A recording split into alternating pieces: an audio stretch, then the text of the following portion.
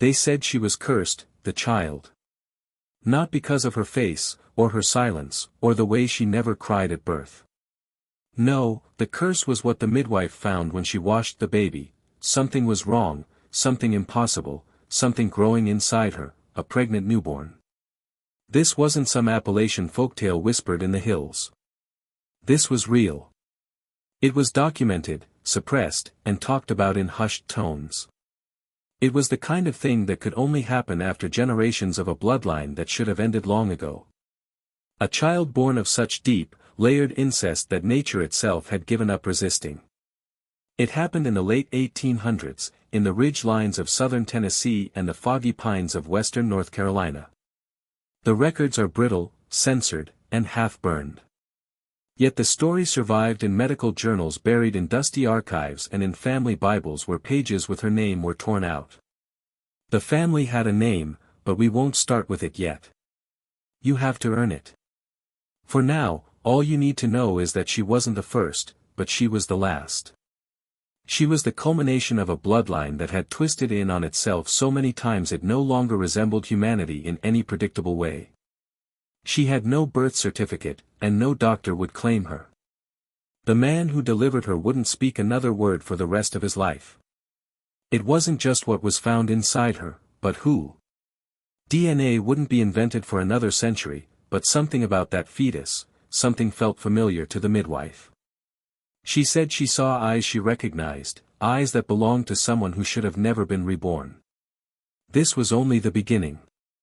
Most people think inbreeding just leads to deformities or maybe intellectual disabilities, but they forget that when you trap DNA in a closed loop long enough, nature improvises. The line between child and mother, brother and father, dissolves. What's left behind is unrecognizable, a lineage not meant to continue. This girl was the product of that legacy, a secret that never left the valley until now. They called it the Blythe lineage, though the name never appeared in a census. The Blythes weren't drifters or immigrants. They were rooted, embedded in the mountains like rot in old timber. No one remembered when they arrived, and no one remembered them ever leaving. By the time the girl was born, the Blythe family lived on 37 acres of dying land at the edge of Cad's Cove. What might have once been fertile ground had turned acidic and pale. Nothing took root. Nothing survived but them. One creaking house, 2 sheds, and a barn that hadn't seen livestock in years, just silence and the sounds of children who didn't go to school, children no one ever named aloud. In the nearby valley towns, folks whispered that the Blythes kept to their own. What they meant was they married their own. Brothers married sisters, fathers married daughters, and cousins raised children with no knowledge of the world beyond the tree-line. Generation after generation, the blood thickened and the minds dulled, but something else emerged, too, a kind of singular focus, an obsession with keeping the line pure, as if they believed they were preserving something divine. But when you lock blood behind the same walls long enough, it begins to turn on itself. The girl born pregnant was named Clara, though the name never made it onto paper. She was never baptized, never brought into town, and never left the house she was born in. The only record of her comes from a traveling nurse sent up the trail by a missionary group in 1891. She wrote a single line in her journal before abruptly quitting her post and vanishing from public service, saw a child breathing, swollen, female, belly firm, moving. She was no more than 8 days old. Clara's condition wasn't just medical, it was spiritual. The locals believed it was a punishment, a sign, a reminder that the valley still remembered the sins of its oldest families. They said her eyes didn't move like a baby's, they stayed fixed, watching, knowing. The fetus inside her was removed. It survived only a few minutes, just long enough for the midwife to realize the shape of its jaw matched another child who had died 2 winters before, a child with the same last name. There was no grave, just an unmarked patch of dirt behind the shed. That date, July 26, 2025, was dismissed by most as a meaningless scribble, a coincidence. But archivists who reviewed the surviving file noticed something strange: every significant Blythe family event had occurred on the same day. Clara's birth, the doctor's disappearance, the raising of the house, even the final vanishing act of the mental patient, all of it on July 26, decades apart, but always the same date. Some called it folklore. Others saw it as a design, a ritualistic tethering of events to a single point in time, as if that bloodline, fractured and silent as it was, still pulsed beneath the soil, still kept its own calendar. So, what happened today?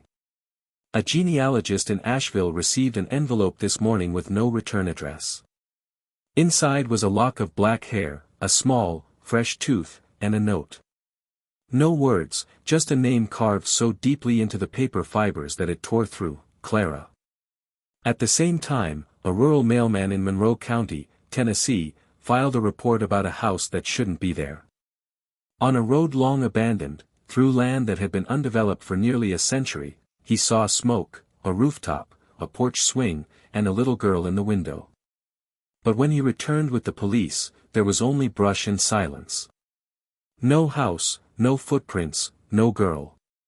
Yet his body cam footage, later reviewed by state officials, shows something else entirely. Frame by frame, the house appears, faintly at first, then unmistakably. A pale child in the window holds a small doll, and in her other hand, the same tooth that had arrived by post hours earlier. The footage was leaked online briefly before vanishing without explanation. Those who saw it described something wrong with the girl's movement. She didn't turn her head, she pivoted her entire body slowly to face the camera. Her mouth never moved, but the audio crackled with static and a single phrase, repeated. Return to the names. Return to the names. People began searching through old family trees, forgotten Bible pages, and the margins of ledgers dating back 150 years. The name keeps appearing, Clara Blythe. But here's what's worse, she isn't listed as a child.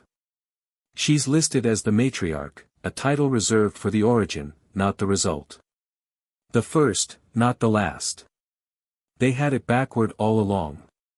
Clara wasn't the end of the Blythe bloodline, she was its beginning. A convergence point, not a mutation. A genesis. The girl born pregnant wasn't a medical anomaly, she was designed that way, created not by chance but by intention. The names on the walls weren't just the dead, not just relatives. They were a blueprint, a map of a bloodline that didn't run forward in time but looped. Names repeated across generations not as errors but as rituals, rebirth through incest, repetition, confinement. Every Blythe born with the same blood, the same eyes, the same purpose. The inbreeding wasn't degeneration, it was a formula, a closed circuit, forcing the same traits and consciousness to echo down through bodies like a haunting. Clara wasn't their daughter. She was their mother, sister, child, and origin. Every birth that followed was just another version of her, modified, diluted, reformed, but never gone. You think that kind of thing can't happen? That souls don't echo?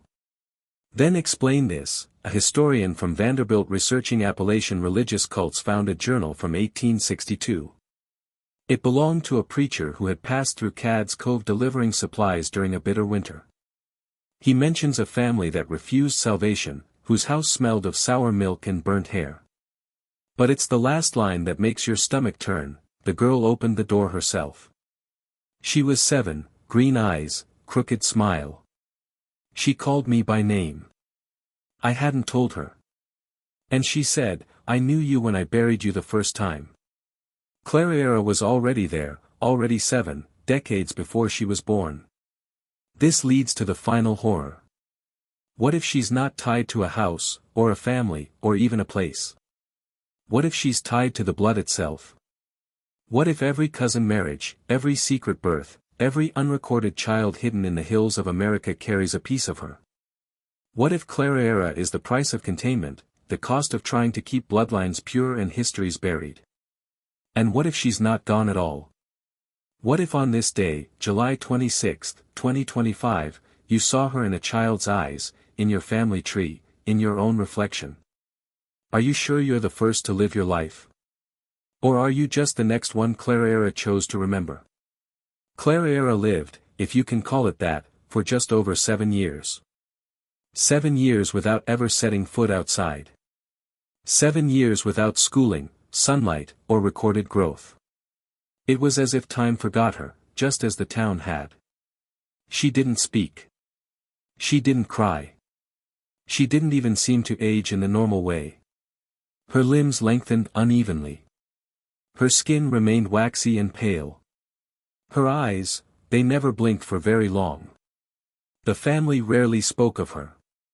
Even the other Blythe children, who should have seen her as a sibling, seemed to avoid her room. That room at the top of the narrow stairwell stayed locked most days, but not from the outside. Clara locked it from within, and she always had the key.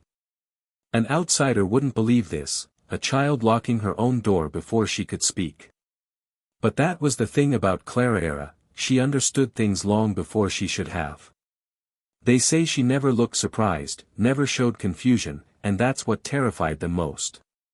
Her silence didn't feel like a symptom, it felt like a decision. By 1898, rumors had reached the county. A state doctor came up to investigate reports of mysterious births and unregistered deaths.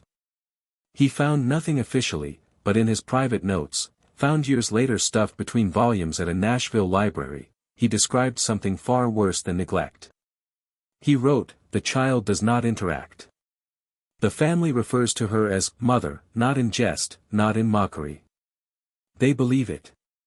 The youngest refers to Clara as the one who brings the names.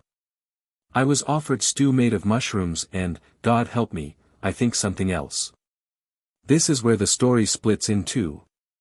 Some say the doctor was driven mad and returned to Nashville ranting about the girl born with ancestors inside her. Others say he never came down from the ridge. His hat was found hanging from a branch 2 years later, still clean, still dry, but no trace of him. And Clara, she didn't die the way children do. There was no sickness, no injury. One morning, her mother, who was also likely her aunt and cousin, went up the stairs with a bowl of boiled oats. When she opened the door, Clara was gone. No signs of struggle, no broken glass. The window was sealed, and yet the room smelled like soil, as if something had crawled back underground. Years passed. The Blythe home fell into decay, its walls crumbling like the bloodline that built them. Most of the family perished in obscurity, tuberculosis, frostbite, starvation. But no one claimed their land, and no one dared knock on their door while it still stood. By the time officials came to condemn the property in the 1930s, it was already too late. The Blythe name had all but vanished. The land was silent. And in the upstairs room, they found something that didn't belong. The walls were covered in names, hundreds of them, scratched into the plaster with fingernails, bones, or whatever could cut shallow but sharp. Some were traditional, Anna, William, Joseph. Others were biblical, Obadiah, Methuselah. But then the names began to twist, repeated syllables, patterns that didn't look like names at all, but codes, glyphs, words that had never been spoken aloud, all written by a child who had supposedly disappeared 30 years earlier.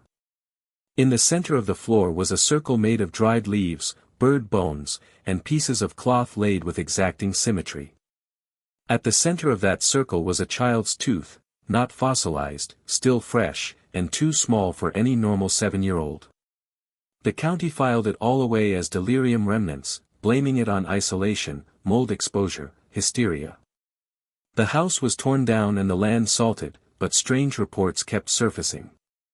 Hikers who passed too close to the site would fall ill. Dogs refused to walk past the southern fence line. And one geologist surveying the soil for potential development collapsed suddenly, eyes wide open, muttering a name that didn't appear on any local record, Clara. But she never fully disappeared. In 1974, a nurse at a Knoxville mental institution reported a new patient. She didn't speak. Her birth records were blank. She had long, matted black hair and cloudy green eyes. She was estimated to be in her late 20s, but her teeth were all baby teeth.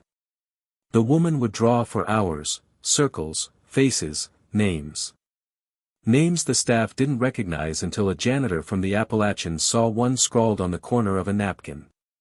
He froze, dropped his mop. "That's my great-uncle's name," he whispered. "He died in 1883.